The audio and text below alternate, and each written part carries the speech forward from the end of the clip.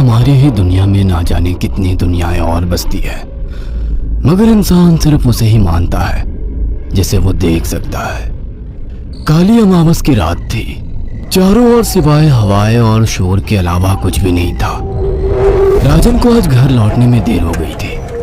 रात के सन्नाटे को वो अपनी साइकिल से चीरता हुआ चला जा रहा था। वो गांव की नदी तक पहुंचा ही था कि तभी उसे नदी के पास एक काला साया दिखाई दिया जो नदी के किनारे पानी को घूरे जा रहा था। इतनी रात को नदी के पास देखकर राजन के ना जाने क्यों रोंगटे खड़े हो गए। उसे ऐसा महसूस हुआ मानो उसके पैर साइकिल के पैडल पर जम गए हो। राजन कपकपाते हुए होठों से बोला, कौन है वहां पर? राजन ने इतना बोला ही था कि अचानक वो साया बिजली की रफ्तार से दौड़ता हुआ राजन के नजदीक आ गया। राजन की नजर जैसे ही उस साये पर पड़ी, उसके मुंह से एक भयानक चीख निकल गई। इस घटना के 1 महीने बाद अर्जुन का सारा ध्यान ड्राइविंग पर था। उसकी पत्नी शिखा कार में ड्राइविंग सीट के बगल में बैठी हुई एक मैगजीन पढ़ रही थी। शिखा ने मैगजीन रखकर अर्जुन की ओर देखकर कहा, और कितनी दूर रह गया है तुम्हारा गांव अर्जुन? बस थोड़ी दूर रह गया है, आधे घंटे में हम पहुंच जाएंगे। तुम्हारे चेहरे पर इतनी टेंशन क्यों है? टेंशन क्यों नहीं होगी शिखा, मैंने अपनी माँ को बगैर बताए तुमसे लंदन में शादी जो कर ली। पता नहीं माँ तुम्हें देखकर कैसे रिएक्ट करेगी। डोंट वरी अर्जुन, मुझ पर भरोसा रखो। तुम्हारी माँ को मनाने की जिम्मेदारी मेरी है। आई होप शिखा ऐसा ही हो। यकीन मानो अगर ऐसा हुआ ना तो मेरे ऊपर से एक बहुत बड़ा बोझ उतर जाएगा। अब मुस्कुरा भी दो यार।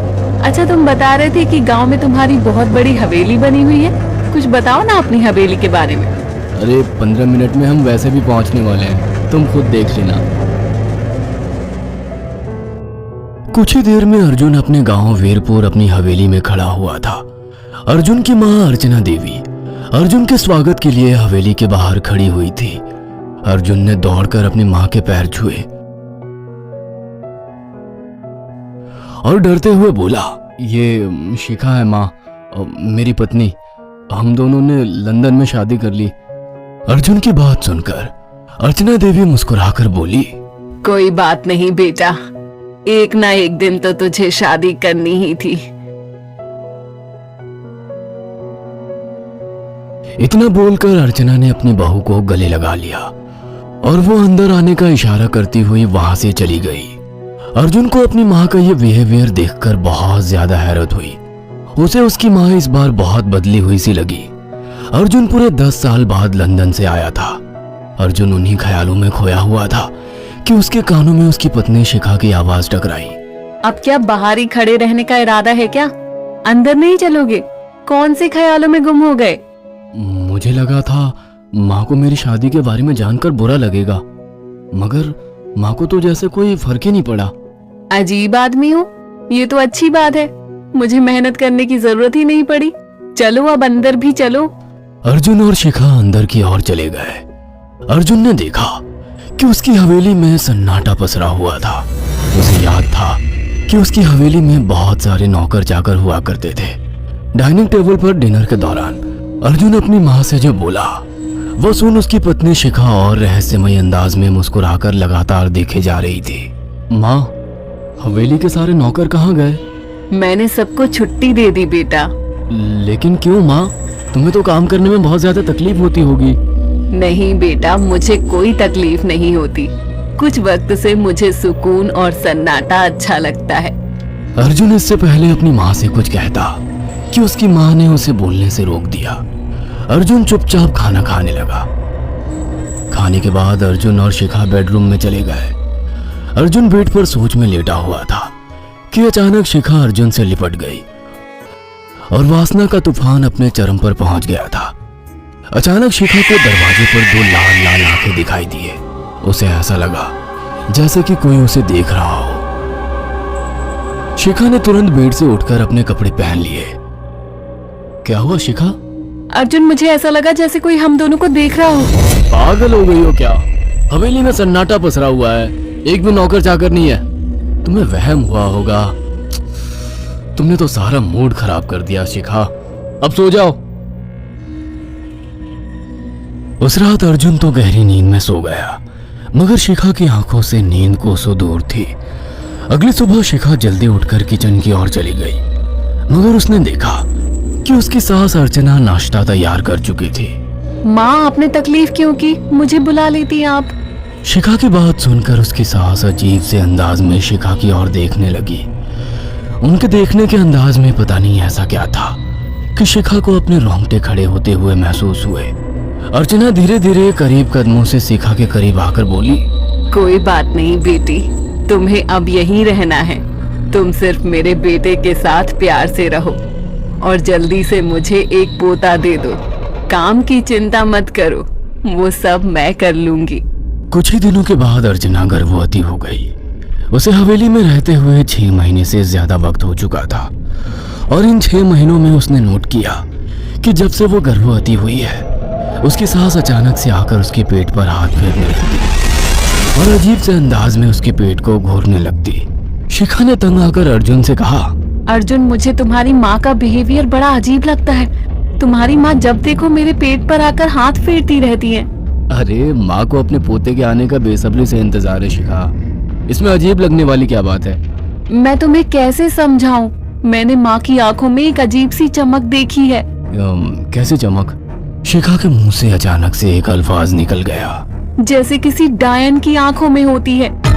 शिखा की बात सुनकर अर्जुन का गुस्सा 7वें आसमान पर पहुंच गया। वो गुस्से से चीखते हुए बोला, खबरदार शिखा, आगे एक शब्द मेरी माँ के खिलाफ मत निकालना, नहीं तो मुझसे बुरा कोई नहीं होगा। तुम्हें शर्म आनी चाहिए शिखा। जब से तुम यहाँ पर आई हो तब से मेरी माँ तुम्हारी कितनी चिंता करती है। वह तुम्हें समय से खुद नाश्ता बनाकर देती है, खाना देती है, यहाँ तक कि हवेली की साफ सफाई भी वो अकेली करती है। क्या बोलूं अब तुमसे, शर्म आती है मुझे तुम्हें अपनी पत्नी कहते हुए। इतना कहकर अर्जुन गुस्से से कमरे से निकल गया। शिखा अर्जुन से बहुत कुछ कहना चाहती थी मगर कह नहीं पाई। उसने महसूस किया था कि चाहे कितनी भी तेज आंधी और तूफान आए, मगर हवेली के अंदर धूल की एक परत तक नहीं जमती थी और दिन ब दिन अर्चना के चेहरे की झुर्रियां कम होती जा रही थी। ऐसा लगता था मानो वो जवान हो रही हो। शिखा के अब 9 महीने कंप्लीट हो चुके थे और एक रात अचानक उसे प्रेगनेंसी पेन होने लगी। वो दर्द से तड़पने लगी। ये देखकर अर्जुन घबरा गया। वो दौड़ा दौड़ा माँ को बुलाकर लाया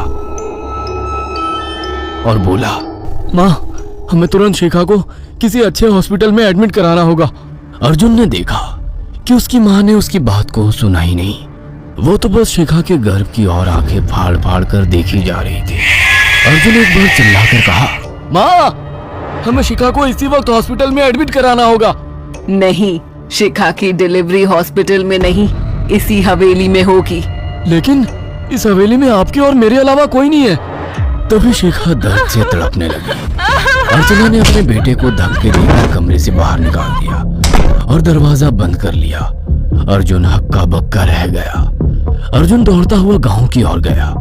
उसने देखा कि गांव में एक पेड़ के नीचे गांव के सभी बुजुर्ग इकट्ठे थे। उनके हाथों में जलती हुई मशालें थीं। अर्जुन उनके पास पहुंच गया और बोला, मेरी मदद कीजिए, मेरी बीवी को प्रेगनेंसी दर्द हो रहे हैं। आप प्लीज किसी दाई को बुला लीजिए, जितना पैसा चाहिए देने को मैं तैयार हूँ। तभी उसके कानों में गांव के सरपंच की आवाज टकराई, बेवकूफ लड़के, तू अपनी बीवी को एक डायन के यहाँ पर मरने के लिए छोड़ आया। क्या कहना चाहते हैं आप जानते हैं आप क्या कह रहे हैं? वही जो तू सुन रहा है। तेरी माँ एक डायन है। इन गांव वालों के हाथों में जो मशाले देख रहा है ना, हम तेरी ही हवेली में आग लगाने जा रहे थे। तेरी माँ ने इस गांव में ना जाने कितने नौजवानों को मार कर खाया है। तेरी माँ एक डायन है। लगता है आपका दिमाग खराब हो गया है। आप जानते भी हैं मैं कौन हूँ? हाँ, मैं जानता हूँ। तू ठाकुर धीरेन्द्र प्रताप का बेटा है। तेरे पिता को शक हो गया था कि तेरी माँ एक डायन है, इसीलिए उन्होंने तुझे हमेशा उससे दूर रखा। पहले तेरी माँ ने तेरे पिता को मारा और धीरे धीरे करके वह हवेली के सारे नौकरों को मार कर खा गई और फिर गांव वालों को भी मारने लगी। और अब तो तेरे होने वाले बच्चे को खाएगी, क्योंकि डायन को नवजात शिशु का मांस खाना बहुत पसंद होता है। अगर मेरी बात पर यकीन नहीं है तो चलकर मेरे साथ तो खुद अपनी आंखों से देख ले। इतना कहकर सरपंच अर्जुन को लेकर हवेली की ओर चल पड़ा। उसके पीछे कई लोग थे जो जलती मशाले पकड़े हुए थे। हवेली के अंदर घुसकर उन्होंने उस कमरे के दरवाजे को तोड़ दिया जहां पर शिखा थी। कमरे का मंजर देखकर अर्जुन के रोंगटे खड़े हो गए। उसने देखा कि उसकी माँ एक बेहद भयानक रूप में उसके बच्चे का मांस खा रही थी और उसकी पत्नी शिखा फर्श पर मरी हुई पड़ी थी और पूरा फर्श खून से लाल था। अर्जुन को अपनी आंखों पर यकीन नहीं आ रहा था कि तभी उसकी माँ उसके ऊपर झपटी। सरपंच ने चीखकर कहा, अरे इस डायन को आग लगा दो, जिंदा जला दो इसे और साथ ही इस हवेली को भी। सभी लोगों ने जलती हुई मशाले डायन के ऊपर फेंक दी। देखते ही देखते डायन दर्द से चीखने और चिल्लाने लगी और कुछ ही देर में वो जलकर राख हो गई। हवेली में आग लगते ही सभी लोग अर्जुन को खींचकर बाहर ले आए। अगले दिन अर्जुन अपनी पत्नी की यादें साथ लेकर आंखों में आंसू लिए दोबारा लंदन वापस चला गया।